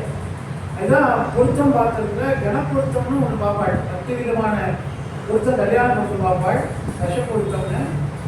அதில் கணப்பொருத்தம்னு பார்ப்பாள். அதாவது மாப்பிள்ளை வந்து பக்ஷி ஜாதியாக இருந்துட்டு பெண் வந்து மிருக ஜாதியாக இருந்தால், பொண்ணு வந்து புலியுடைய ஜாதி, ஒரு குருவி ஜாதியாக இருந்தால் என்ன ஆகும்? இது எப்போ பார்த்தாலும் உயிரின் இருக்கும், அது பயந்து நடிக்கிட்டே இருக்கும், இருக்கிற உடம்புல இருக்கிற நகையெல்லாம் கொட்டிடும். அது மாதிரி அவர் வந்து மிருக ஜாதி, இது பட்சி ஜாதியாக இருந்தாலும் அவர் மேலே இருப்பார், இந்த மாதிரி பயந்து சாவாங்க. அப்படி இல்லாமல் கணப்பொருத்தம்னா 2 பேருக்கும் மன பொறுத்து அந்த மிருக ஜாதியாக இருக்கும், மிருக ஜாதியோட சேர்க்கணும், தேவஜாதி தேவஜாதியோட சேர்க்கணும். அது மாதிரி இதுதான் கணப்பொருத்தம் ஆகுது. அது மாதிரி ஜனகர் என்ன பண்ணா, இந்த வீரம் உள்ள ஒருத்தருக்கு தான் கல்யாணம் பண்ணுவேன் அப்படின்னு அப்போவே சுயம்பரம் அப்படின்னு வச்சு சீதாவுக்கு சுயம்பரம் வச்சான். அந்த சுயம்பரத்தில் இந்த வில்லை யார் எடுத்து வளைக்கிறாளோ அவர்களுக்கு என் மகள் சீதையை கன்னிகாதானம் பண்ணி விடுவேன் அப்படின்னு அறிவித்தார். 64 தேசத்து ராஜாக்களுக்கும் பத்திரிகை அனுப்பிடுவான். அந்த மாதிரி பொண்ணு சீதைக்கு சுயம்பரம் வச்சிருக்கேன், அதில் எல்லா தேசத்து ராஜாக்களும் ராஜகுமாரர்களை அனுப்பி சுயம்பரத்தில் கலந்துக்கணும், அதில் என் பொண்ணு யாருக்கு மாறிடுறாளோ அவளை வந்து கல்யாணம் பண்ணிக்கணும், அப்போ கல்யாணம் நடக்கும்னு நிச்சயம் நடக்கும்னு சொல்லியிருக்கான். தசரருக்கும் அனுப்பியிருக்கான். ஆனால் அவர் ராமன் காட்டுக்கு போயிட்டான்னு அந்த பத்திரிகை படிச்சு கூட பார்க்கல, புத்தகத்தில் போட்டார். ஆனால் எவ்வாவும் தந்தோதின்ற வேதம் இவன் பையன் அங்கே போகிறான்னு அவருக்கு தெரியாது. அவருக்கே பத்திரிகை போயிருக்கா, ஆனால் அவர் கவனிக்கல. ஆனால் இவன் இங்கே வந்திருக்கார். வந்த பொழுது ஒரு கூட்டின்னு வரார் உள்ளே. இந்த சீதை காலால் அப்படியே அரைஞ்சாலே அது எதுக்கா பண்ணுறா அப்படின்னு பார்த்தா, சீதை சொல்கிறாளா, இது இந்த வில்லு இருக்கே எங்கள் அப்பாவுக்கு 5 பரம்பரை முன்னால் தேவராஜர் சிவன் கையிலேருந்து வாங்கின வில்லு. இது வந்து விநாயகம்னு பேர், சிவதனுசுன்னு பேர். இந்த வில்லை சாதாரணமாக யாரும் எடுத்து வளைக்க முடியாது. நீங்கள் வில்லே நீங்கள் பார்த்தீங்கன்னா நடுப்பகுதி கையில் பிடிக்கிற மாதிரி கனமாக இருக்கும். 2 பக்கமும் வளைச்சி கட்டுறதுக்காக மெலிசாக இருக்கும் வளைந்து. ஸோ மெலிதாக இருக்கிற பகுதியை பிடிச்சி தூக்கினீங்கன்னா கனமான பகுதியை தூக்க முடியாது.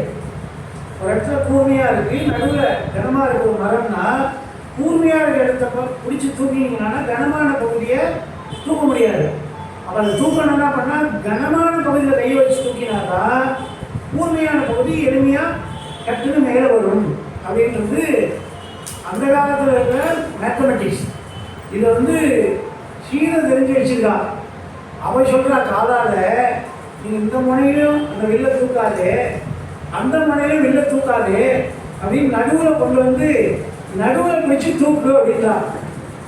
ஆனால் அதே இடத்துல இந்த வில்லை பரீட்சை பண்ணி சீதை கல்யாணம் பண்ணிக்கிறதுக்கு 64 தேசத்துல ராஜாக்கள்லாம் வந்திருக்கா, ஆகாசத்துல தேவதைகள்லாம் வந்திருக்கா, அசுரர்கள்லாம் வந்திருக்கா, முனிவர்கள்லாம் வந்திருக்காங்க. யார் யாரெல்லாம் வில்ல வரைக்க ட்ரை பண்ணான்னு ஒரு லிஸ்டே போட்டார். 1,00,000 யானை பலம் உள்ள இல்வலன் அப்படின்னு ஒருத்த வரான். அவர் தான் வாதாபி இல்வலன்னு. அவள் 2 பேர் அசுரன். அவள் வந்து அகத்தியை ஏமாத்துறதுக்காக வாதாபியை கரிசமைத்து அகத்தியருக்கு மோதனம் பண்ண போட்டு அவர் உண்டதை இல்வலன் வாதாபி வெள்ள வாடாமா அகத்தியர் தொப்பையை தடவி ஜீர்ணோபவ அப்படின்னு சொல்லி அவர் பஸ்மமாகிட்டார் மகாமந்திரத்தினால. அவர் குடமணி கும்பமணின்னு ஈஸ்வரனே அவர் அகத்தீஸ்வரன் பேர். இல்லையும் அகத்தியான பள்ளியிலே தேவாலயங்களில் ஒரு சிவத்தலம் இருக்கு. அவர் ஈசனே அகத்தியரா அந்த பிறந்தார் அப்படின்னு சொல்றார். அவர் குருமகாசங்களான முதன்மையானவர், 18 சித்தர்கள் முதன்மையானவர். ஜீர்ணமண்டர் வாதாபியால் வெளில வர முடியல. இந்த மாதிரி டெக்னிக்கில் தான் பல ரிஷிகளை வைத்த பேச்சுன்னு வாதாபி வந்துடுவான். ஏன்னா வாங்கின வரோம் எவ்வளவு சமைச்சாலும் அவன் கரியான பிறகும் இவன் தம்பி கூட்டானா இல்வலன் திரும்ப உருப்பெற்று வந்துடுவான். அப்படி செம்மறியாடாக மாறுவான், சமைச்சு போடுவான். முனிவர் சாப்பிட்டவொடனே வாதாபி வெளில வாழானா வைத்த கட்சி வந்துடுவான். அந்த முனிவர் இவா 2 பேரும் சேர்ந்து சாப்பிடுவான். இப்படியே பண்ணியிருந்தவன் அகத்தியர்கிட்ட மாட்டான். அகத்தியர் வந்து இதேமாதிரி செம்மறியாடான வாதாபி இல்வலன் கறி சமைச்சு போட்டான். அவர் சாப்பிட்டு ஜீரணம் பண்ணி பசுமாகிட்டார். அவர் இருந்தால் தானே வெளில வரதுக்கு காய்ச்சுட்டார். அப்படியே அமிலத்தில் போட்டு கரைக்கிற மாதிரி அப்படியே காணாத பண்ணிட்டார். இவன் வாடா வெளில வாடா இருந்தால் தான் வரதுக்கு அவ்வளோதான். ஒரு ஏப்பம் விட்டார் போச்சு, அவ்வளோதான். அந்த இல்வலன் வந்துருக்கான். அவனுக்கு லட்சையான பலம் உண்டா. அவன் முழங்கால் வரைக்கும் தூக்கி பார்த்தா அந்த மனையை பிடிச்சி முழங்கால் ஒழிஞ்சு போச்சு, ஓடி போயிட்டானான்.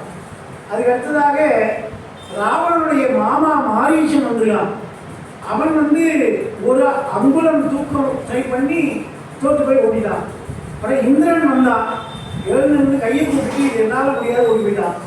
சூரியன் வந்தான், வளைக்கும் போது அவன் கையே வளைஞ்சு போயிட்டான், என்னால் முடியாது ஓடி போயிட்டான். அதுக்கடுத்து வாயு வந்தான், கொஞ்சம் உழைச்சான். பாணன் வந்தான், 2 விரல்கள் தர உழைச்சான். பிரகலாதனுடைய மகனான பலி வந்தான், அவன் என்னால் தொடவே முடியாதுன்னு நமஸ்காரம் கொண்டு போயிட்டான். விஸ்வாமித்திரர் வந்தார், ராமனை கூப்பிட்டு வந்தார். அவர் ஒரு அங்குலம் தான் உழைச்சார். எல்லாம் ஆனோடனே கடைசியில் ராமர் கேட்டார், எல்லாரும் ட்ரை பண்ணிட்டீங்களே, நான் போய் ஒரு கை பார்த்துட்டு வாங்கினான். ஒரு கை பார்த்துட்டு வாங்கினோடனே சரி போய் பார்த்துட்டு வாங்கினான். இவர் நினச்சா எல்லாருமே வேடிக்கை பார்த்துட்டு வந்துடுவான் அப்படின்னு. ராமனும் போனால் ஒரு சுற்றி வந்து கீழே வந்து நமஸ்காரம் பண்ணி சேவிச்சான். வெறுவாக ஒன்று சிரிச்சான். மற்றவாளாவது கையாவது பண்ணா, இவன் முதல்ல காலை வந்து நமஸ்காரம் பண்ணிட்டான், இவனால் முடியாத போடுறதுன்னு எல்லாம் சிரிச்சான். ஆனால் சீதையோட டெக்னிக் சொல்லி கொடுத்துருக்காங்கல்ல, நீ இந்த முனையில் முடியாது அந்த முனையில் முடியாது, நடுவில் பிடிச்சி தூக்குன்னு. அது மாதிரி நடுவில் போய் பிடிச்சான். உடனே கிட்ட சர்ப்பம் மாதிரி எழுதுது, டக்குன்னு பிடிச்சா இழுத்தானா. தடுத்தது இமையோர் கண்ணனர் இருந்தவர் தாளில் மடுத்ததும் நான்முதி வைத்தலும் நோக்கார் கடுப்பிலர் யாரும் அறிந்திலர் கையால் எடுத்தது கண்டனர் கிட்டது கேட்டனர்னு கம்பர் சொல்றார் ராமாயணத்தில். அது ராமனை எடுத்ததை பார்த்தா அவன் எப்போ உடைச்சா யாரும் தெரியாது. டமால் ஒரு சத்தம் கேட்டது, பார்த்தா 2ஆம் உடஞ்சி போச்சுன்னான். உடைச்சுட்டான் இல்லை, 3 பேர் பயந்துட்டாளாம் ராமன் வெளில உடைச்சோடனே.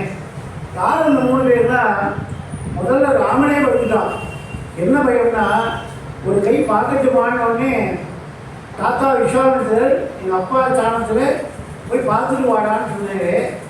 நான் பாட்டுக்கு பார்க்க தானே நம்பிச்சார், பார்த்துட்டு வாடான்னு நான் எடுத்து உடச்சுட்டேனே.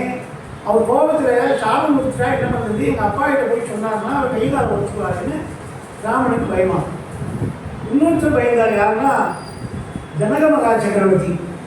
அவர் எதுக்கு பயந்தாருன்னா, வில்ல வளைச்சா பொண்ணு தருவேன்னு சுயமரம் வச்சேன், இவனும் உடைச்சுட்டானே, மாமா வளைச்சதுக்கு ஒரு பொண்ணு 2 பொண்ணு கொடுன்னு கேட்டானா நான் எங்கே போடுறதுன்னு அவர் பயந்துட்டாரா. அடுத்ததாக பயந்து விஸ்வாமித்திரர். அவர் எதுக்கு பயந்தாருன்னா, நம்ம வந்து இருந்து ராமனை கூட்டின்னு நம்ம கல்யாணம் பண்ணோம்னு இல்லைன்னா காரியத்தை கெடுத்துட்டான். மாமனார் ஜனகனும் சுவாமியும் இந்த பையனுக்கு போய் பொண்ணு கேட்டு வந்திருக்கேனே, இவன் வில்லையே இந்த கூட உடைக்கிறானே, இவனை நம்பி பொண்ணை கொடுத்தானா கையெல்லாம் உடைக்க மாட்டேன், என்ன நிச்சயம், நீங்கள் அதுக்கு ஜாமீன் கைக்கு போடுவேலான்னு கேட்டால் நான் எது நிற்பேன் அப்படின்னு சொல்லி அவர் பயந்துட்டாராம். இது மாதிரி ரொம்ப அற்புதமாக ராமன் வில்லை வளைச்சி உடைச்சான். உடனே அவருக்கு ஒரு குலகுரு இருக்கார். எப்படி தசரதுக்கு ஒரு குலகுரு வசிஷ்டர் இருக்கார், ஒரு மாதிரி விஸ்வாமித்திரருக்கு ஒரு குலகுரு இருக்கார். அவர் கூப்பிட்டு ராமனுக்கும் சீதைக்கும் பங்குனி உத்தரத்தில் கல்யாணம் பண்ணணும்னு ஸ்ரீமன்னாள். அவர் ராமன் சொன்னா, இந்த விஸ்வாமித்திரை யாகத்திற்கு நடத்தி வைக்கணும் எங்கள் அப்பா அமைச்சார், நான் வந்தேன். அப்படியே ஜனகனோட அரண்மனையில் போய் அங்கே நடக்கிற யாகத்தை பார்க்கலான்னு கூப்பிட்டால் வந்தேன். அப்போ இல்லை ஒரு கை பாருன்னு பார்த்தேன், இவ்வளோதான் நான் பண்ணேன். கல்யாணம் பண்ணிக்கலாம் நான் வரல, அது எங்கள் அப்பா அம்மா பார்த்து பண்ணணும். அந்த காலம் தான் அப்படி சொன்னான். ஆனால் இப்போ என்ன சொல்கிறா, ஓடி போய் கல்யாணம் பண்ணிக்கலாமா, இல்லை கல்யாணம் பண்ணி ஓடி போகலாமான்னு இப்போ இந்த காலம் வருது. நான் அந்த காலத்தில் என்ன சொன்னால், எங்கள் அப்பா அம்மா பார்த்து வைக்கிற பொண்ணு தான் கல்யாணம் பண்ணிப்பேன் அப்படின்னா. உடனே சொன்னால் நல்லது, நான் இப்போவே ஜனகன் எனக்கு நண்பன் தான், சீர்வரிசையோடு கல்யாணத்துக்கு நிச்சயம் பண்ணி ஆட்களை அனுப்பினாள். இவருக்கு ஒரு குலகுரு இருக்கார். வசிஷ்டர் எப்படி அவருக்கு குலகுருவோ அவர் ஜனகருக்கு சதானந்தர் அப்படின்ற ஒரு மகரிஷி குலகுருவாக இருக்கார். அவர் முன்னிலையில் ரத்ன பத்திரிகை அடித்து தசரதை போய் கொடுத்தோன்னு தசரதன் ரொம்ப சந்தோஷம். ராமன் கல்யாணம் ஆகுதா அப்படின்னு சொல்லிட்டு நானே பண்ணணும்னு நினச்சேன். விஸ்வாமித்திரர் ஜனகனை இருந்து பூர்த்தி பண்ணுறாருன்னு ஸ்ரீசக்தியோட தன்னுடைய 3 மனைவி அழிச்சுண்டு வசிஷ்டரை அழிச்சுண்டு தன் மற்ற பசங்களை அழிச்சுன்னு வந்துட்டார். நேரம் வந்தவுடனே இவர் நல்லா புரிஞ்சுக்கணும், விஸ்வாமித்திரர் ராமன் சீத்தை கல்யாணம் பண்ணணும்னு ஆசைப்பட்டது ஏதோ தெய்வத்தினோட நடத்தி வைக்கணும்னோ இல்லை உலகத்துக்கு நல்லது பண்ணணும் பண்ணலை. அதில் அவருடைய சுயநலம் அந்த வம்சத்தில் சூரிய வம்சத்தில் ஹரிச்சந்திரன் சந்திரமதியை பிரிச்ச பாவம் அவருக்கு இருந்தது. அதை நிவர்த்தி பண்ண அதே சூரிய வம்சத்தில் ஒரு கல்யாணம் பண்ணி வைக்கணும்னு கூட்டின்னு வந்தது தான் இந்த பிரயத்தனம். ஆனால் அதால் ஒரு கல் பெண்ணாகி அகலிகை கௌதமரோட சேர்ந்தால் அது 2வது கல்யாணம். இப்போ மூணாவது என்னன்னா வில்ல வளைச்சிட்டு ராமன் மட்டும்தான் வளைச்சா அவனுக்கு தான் பொண்ணு சுயம்பட சீதை கொடுக்கணும். ஆனால் அவனோட 3 தம்பி இருக்கா. ராமனுக்கு அடுத்துதான் லக்ஷ்மணன் இருக்கான், பரதன் இருக்கான், சத்ருகனன் இருக்கான், 4 பேர் இருக்கா. இப்போ ஒரு கல்யாணம் பண்ணணும்னு ஆசைப்பட்டா விஸ்வாமித்திரர் ஏற்கனவே சொன்னேன், சுவாமி கிட்ட நம்ம 1 கேட்டால் அவர் 4 கொடுப்பார், ஒரு குழந்தை கேட்டால் 4 குழந்தை கொடுத்தாருன்னு. இப்போ கல்யாணமும் விஸ்வாமித்திரர் ஒரு கல்யாணம் பண்ண ஆசைப்பட்டார். சீதா கல்யாணம் பங்குனி உத்தரத்தில் தெய்வ திருமணம் பண்ணணும். ஆனால் 4 கல்யாணம் ஒரே மேடையில் அந்த பங்குனி உத்தரத்தில் ஒரே முகூர்த்தத்தில் நடந்தது. அது என்னன்னா ஜனகன் சொன்னா, இந்த மாதிரி ஒரு வம்சத்தில் சூரிய குலத்தில் இவர் சந்திரகுலம், அவன் சூரிய குலம், இவர் நிமி வம்சம், அவர் ரகு வம்சம், இந்த குலத்தில் பொண்ணை கொடுக்கறதுக்கு நான் பாக்கியம் பண்ணியிருக்கேன். அதனால ராமன் வில்ல வளைச்சதுக்காக என்னுடைய சீதையை கல்யாணம் பண்ணி கொடுக்குறேன். அதே சமயம் எனக்கு இன்னொரு பொண்ணு இருக்கா, அவள் பேர் வந்து மாண்டவி அப்படின்னு பேர், அந்த ஊர்வசின்னு பேர். சீதையோட கூட ஜனகன் ஒரு பொண்ணு பிறந்தா, சீதை கிடைச்ச பிறகு அவளுக்கும் ஒரு மனைவிக்கும் பொண்ணு பிறந்தா ஊர்வசின்னு பேர், ஊர்மிளா. அந்த ஊர்மிளைய தம்பியான லக்ஷ்மணனுக்கு கல்யாணம் பண்ணிக்கிறோம் அப்படின்னு பேசினான். உடனே அவர் பார்த்தா 4 பையன் இருக்கும்போது 2 பையனை மட்டும் கல்யாணம் பண்ணா, மற்ற 2 பையன் சண்டைக்கு வர மாட்டாருன்னு அவர் சொன்னால், கவலையே வேண்டாம், எனக்கு தம்பி ஒருத்தர் இருக்கார், அவர் பேர் குஜஸ்மஜர்னு பேர், அவருக்கு 2 பொண்ணு இருக்கா, மாண்டவி சுத்தகீர்த்தின்னு 2 பொண்ணு இருக்கா.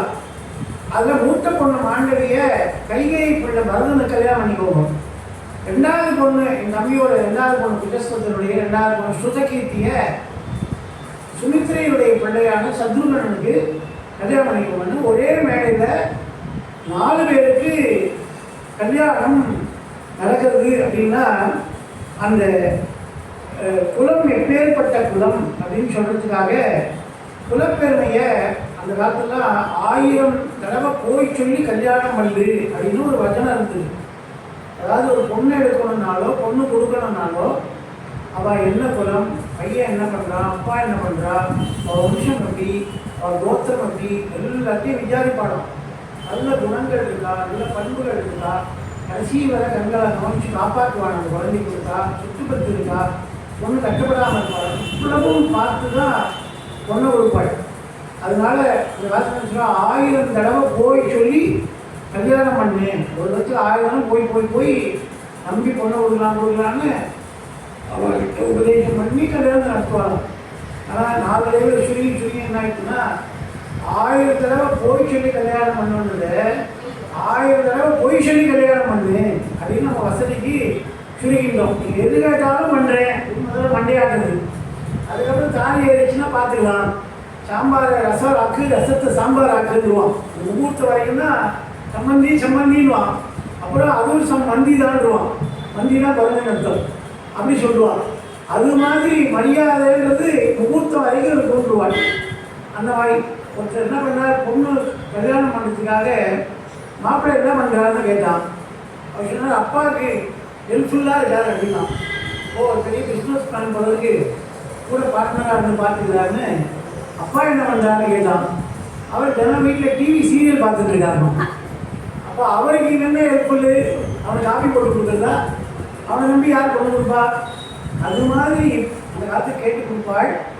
அப்படி தசரதனுடைய குலத்தை வசிஷ்டர் சொல்கிறார், இந்த குலத்துக்கு முதல்ல யார் அதிகாரி அப்படின்னு பார்த்தா பிரம்மா, அவருடைய பிள்ளை மரிஷி, அவர் பிள்ளை காஷ்யபர், அவர் பிள்ளை விவஸ்வான்ற சூரியன், அவர் பிள்ளை மனு, அவர் பிள்ளை இஷ்வாகு, அவன் பிள்ளை ரிஷி, அவன் பிள்ளை பாணன், அவன் பிள்ளை புரஞ்சயா, அவன் பிள்ளை அனரண்யன், அவனுக்கு பிள்ளை பிருத்து, அவனுடைய பிள்ளை விஸ்வாகஷா, அவனுடைய பிள்ளை ஆர்தரா, அவன் பிள்ளை திரிசங்கு, அவன் பிள்ளை யுவனாஷ்வன், அவனுடைய பிள்ளை தின்னுவாரன், அவன் பிள்ளை ஷாவட்டு, அவன் பிள்ளை ருதஷ்வா, அவன் பிள்ளை குலலக்ஷ்வா, அவன் பிள்ளை ரிதஷ்வா, அவன் பிள்ளை மாந்தாதா, அவனுடைய பிள்ளை சுஷம்பி, அவன் பிள்ளை நிர்வசந்தி, அவனுக்கு பிள்ளை பிரசேனஜித்து,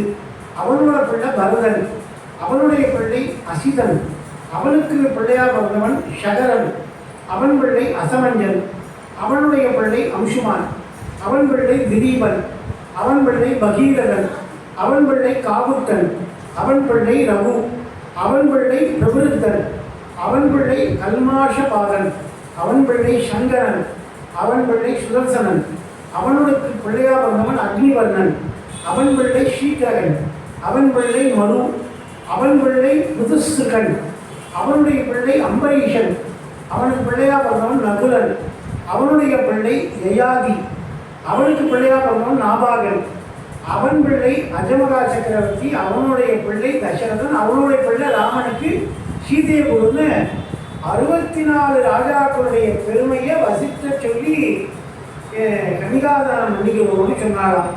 உடனே இவர் என்ன பண்ணார், இவருடைய பெருமையை சதானந்த் சொல்றார். எங்களுக்கு முதல்ல வருஷத்தில் பிறந்தவர் நிமி மகா சக்கரவர்த்தி. இந்த நிமின்றவர் யாருன்னா நிமிஷத்துக்கு அதிகாரி. இத்தனை நிமிஷம் பேசணும்னு சொல்கிறவங்க நிமிஷம் வந்து மணி ஓடுறது நொடிகள்லாம் 60 நொடி சொன்னால் ஒரு நிமிஷம். அந்த நிமிஷத்துக்கு அதிகாரி நிமி. அதாவது சீதா கல்யாணத்துக்கு என்ன பண்ணாங்கன்னா அந்த நிமி இவன் தான் அந்த வம்சத்துக்கு அதிகாரி இருந்ததுனால கண்ணு இமைக்கு நடுவில் போய் உட்காந்துட்டாங்க. அப்படின்னா என்னென்னா ஒரு நிமிஷத்துக்கு இந்த இமை வந்து குறைஞ்சபட்சம் 7 தடமாவது கொட்டணும். அப்படி கண்ணு கொட்டிக்கிட்டே இருக்கணும் இமை. அப்படி கொட்டினா கண்ணு ஆரோக்கியமாக இருக்குன்னு அர்த்தம். அப்படி கொட்டலைன்னா டாக்டர்கிட்ட போய் கண்ணை பார்த்துக்கிறது நல்லது. ஏன்னா எப்போ பார்த்தாலும் செல்லையே பார்த்து வீடியோ கொண்டாடுறது, செல்லில் வீடியோ பார்க்குறது, ரீல்ஸ் பார்க்குறது, செல்லுலேயே சினிமா பார்க்குறது, அப்புறம் கம்ப்யூட்டர்லேயே உட்காந்து மணிக்கணக்காக 4 முழுக்க வேலை பார்க்குறது, இதெல்லாம் பண்ணால் என்ன ஆகுன்னா அந்த கண்ணில் இருக்கிற நீருக்கு பாருங்கோ அந்த ஜலம் வந்து ட்ரைன் ஆகிடாது, பேப்பர் ஆகிடும் அந்த ஹீட்னால. அது ஆயிடுச்சுன்னா இந்த கொட்டக்கூடிய அந்த நீர்மை தன்மை போயிடுச்சுன்னா அது ஸ்டக் ஆகிடும். அப்படியே இந்த கால் கை முட்டியில் கூட பார்த்தீங்கன்னா ஒரு திரவம் இருக்குது, திரவ நிலையில் ஒரு நீர் இருக்குது. அந்த நீர் வற்றாத இருக்கிற வரைக்கும் தான் ஃப்ரீயாக வந்து கை காலெலாம் அசைக்க முடியும். அந்த திரவம் காஞ்சி போயிடுச்சு இல்லை வட்டி போயிடுச்சுன்னா என்ன ஆகும்னா கட்டாக்க முட்டாக கையை படித்தா வலி பயங்கரமாக இருக்கும். அது மாதிரி தான் கதவுல கூட இந்த கீழே எப்போ பார்த்தாலும் ஆயில் போட்டே இருக்கணும். அந்த பசை ஈரத்தன்மை இருந்தால் தான் ஸ்மூத்தாக போயிட்டு வரும். இல்லைன்னா கதவை போட்டு அது மாதிரி ஒரு சத்தம் போடும், போய் மாட்டின்னு இழுத்தா கதக வராது. அது மாதிரி பிரச்சனை பண்ணும். அது நிமிந்தவன் இமையில போய் உட்காந்துட்டான். இமைப்பொழுதும் என்னென்னில் எங்காதான் தாழ்வாழ்க திருவாசகத்தில் பார்வம் பரமேஸ்வரனுக்கு இமையில போய் உட்கார்ந்தோடனே யாராவது கண்ணை கொட்டலையாம். ஏன்னா அது மூழ்ந்து முட்டாதனை போய் உட்காந்துட்டான். தோல் கண்டார் தோலே கண்டார், தாய் கண்டார் தாலே கண்டார்னு பார்க்கிறாள். அப்படி 4 குழந்தைக்கு ஒன்றா சீதா கல்யாணம் பண்ணி வச்சால் சீதா கல்யாண வைபோகமே ராமா கல்யாண வைபோகமே பரமேசனுத கீத பவஜலதி போதா தரணி குலதோடாத யாகராஜனுத சீதா கல்யாண வைபோகமே ராமா கல்யாண வைபோகமே. அப்படி சதானந்தர் சீதையினுடைய குலகுருவாக புரோகிதராக அமர்ந்து ஜனகன் தாரவாக்கு கொடுக்க ராமனுடைய குலகுருவாக புரோகிதராக வசிக்க வந்து கன்னிகாதானத்தை பாணிகிரகணம் பண்ணி ராமன் கையை கொடுத்து ஏற்றுக்கொண்டான்னு சீதா கல்யாணம் நடந்தது. தேவர்களெல்லாம் வந்து பூமாறி பொழிந்தார்கள். இந்த சீதா கல்யாணத்தை யார் நடத்துகிறாளோ பங்குனி உத்திரத்தில் அல்லது இதுபோல கதையாக சொல்லி கேட்குறாளோ அவர்கள் வீடுகளில் கல்யாணம் ஆகாத குழந்தைகளுக்கு கல்யாணம் ஆகும். கல்யாணமாகி குழந்தை பேர் இல்லாதவாளுக்கு குழந்தை பிறக்கும். குழந்தை பிறந்து படிப்பு இல்லாமல் தான் நல்ல பண்டிதர்களாக நல்ல படிப்பு மேல் படிப்பு கிடைக்கும், நல்ல வேலை கிடைக்கும், நல்ல ஆரோக்கியம் கிடைக்கும். தம்பதிகள் பிரியாமல் ஒருமித்து சேர்ந்து வாழ்வார்கள், அன்போடு இல்வாழ்வை அப்படின்னு சொல்கிறார். இந்த பங்குனி உத்திரத்தை ஒட்டி சீதா கல்யாணத்தை சபையில் கேட்ட அனைவருக்கும் நீண்ட ஆரோக்கியமும் நிறைய செல்வமும் திருமணமாகாதவர்களுக்கு கல்யாண யோகமும் நல்ல சத்து புத்திர சந்தான பிராப்தியும் நல்ல ஆயுள் ஆரோக்கியமும் கிடைக்க வேண்டும் என்று ஈஸ்வரனுடைய திருவடிக்கு மங்களம் பாடி நிறைவு செய்தோம். வாழ்கவே வாழ்க என் நந்தி திருவடி, வாழ்கவே வாழ்க மதமருத்தம், வாழ்கவே வாழ்க மெய்ஞானத்தவன் தாள், வாழ்கவே வாழ்க மகரிதால் பாதமே. நம பார்வதி பதையே. தென்னாடுடைய சிவனே போற்றி. வெற்றிவேல் முருகனுக்கு, சக்திவேல் முருகனுக்கு. அருட்பெரும் ஜோதி அருட்பெரும் ஜோதி தனிப்பெரும் கருணை அருட்பெரும் ஜோதி. திருச்சிற்றம்பலம் சிவசிதம்பரம்.